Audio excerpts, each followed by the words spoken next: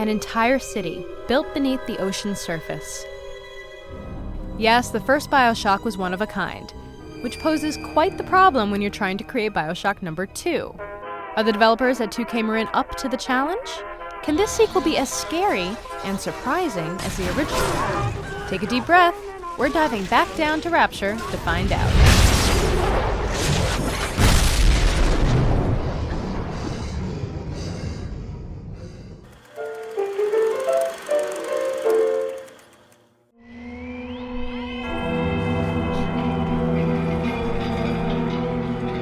At the start of the game, you wake up a mystery, and for at least the first 10 hours or so, you remain a mystery.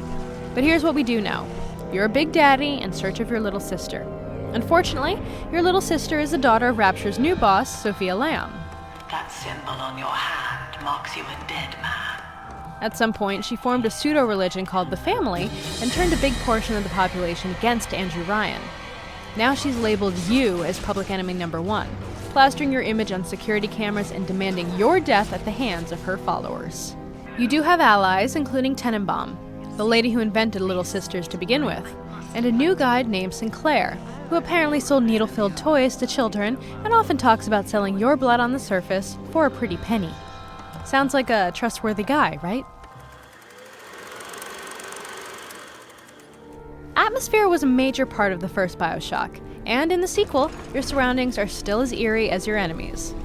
We explored a luxury resort that's not so luxurious anymore, considering that many of the guests have been burned to a crisp. We also checked out the city's poorest slum, filled with dripping tenement buildings and scrawled cardboard signs. But our freakiest foray was into Ryan Amusements, a demented Disneyland designed to teach Rapture's children that the surface world is bad, bad, bad. Your parents brought you to Rapture, where you need never fear the parasites again. Well, I think that was part of the key in this game is to make each environment feel unique. It was real important for me, coming from a background of film and television work, that each place feels unique and real and special. Sometimes you'll leave Rapture's walls altogether, putting that diving helmet to good use and venturing into the water.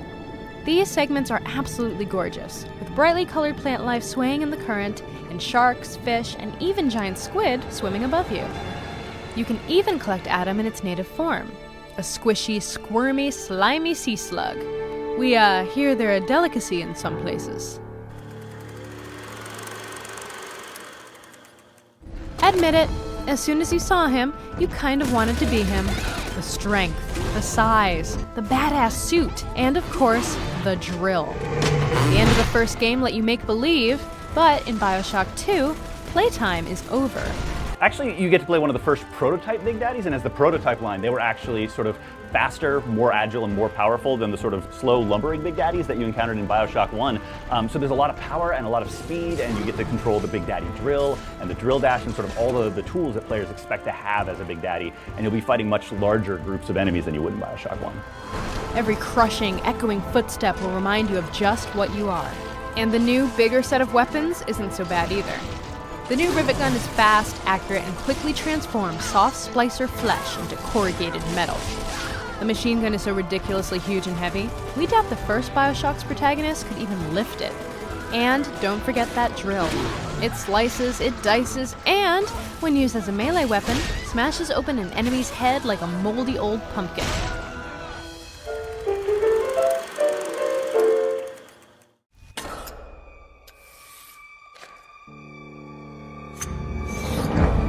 Feel like bullets aren't enough to get the job done? Don't worry, you've got 2 hands. Use one for guns and the other for the genetically modified superpowers known as Plasmids. In Bioshock 2, they're crazier than ever. Electrobolt doesn't just shoot electricity anymore. When upgraded, it can fry a crowded room with chain lightning, so there's no water necessary to electrocute your enemies en masse. Level up the Incinerate Plasmid and you're playing with more than fire. You've got an explosive ball of flame. But our favorite enhanced Plasmid is Hypnotize. In the first Bioshock, it turned splicers against each other. Now, it can bring them over to your side as temporary sidekicks. 10 years have passed since the first game, and the splicers didn't have much to do during that decade other than, well, you know, some more splicing. And so, the brutes were born. These hulks were once human. But with their bulging bodies and ape-like animation, you can barely even tell anymore. They'll smack you senseless if you're too close, and hurl chunks of damaging debris if you're too far for them to reach you. Regular splicers can't be pushed aside either. They now move together in packs, on the hunt for a taste of the DNA-doping substance known as Adam. Unfortunately, that's also what you and the little sisters you adopt are looking for. So, when you think you're ready to harvest a body, make sure you're really, really ready, because as soon as you turn your back on them, the splicers will attack in droves. The other Big Daddies have also got new tricks, like the ability to throw down miniature automatic turrets. But the enemy you'll soon learn to fear above all others is Big Sister. Forget Big Daddies. Big Sister makes us want to hide under the couch cushions. She's fast, she's mean, and she can strike at any moment. Big Sister doesn't want you playing with me.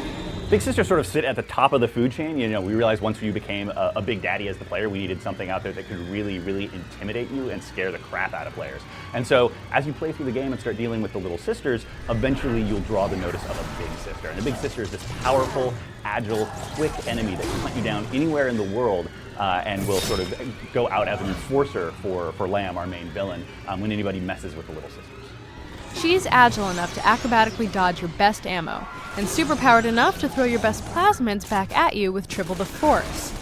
And if you do manage to hurt her, that big needle on her arm isn't for show. It's for sucking nearby bodies dry and regenerating her health. So, will you find your little sister? Will she be who you think she is? Come on, this is Bioshock. You think you'll be who you think you are? These answers won't come until the sequel releases in February. Can Bioshock 2 be as scary and surprising as the original? Our couch cushion says yes.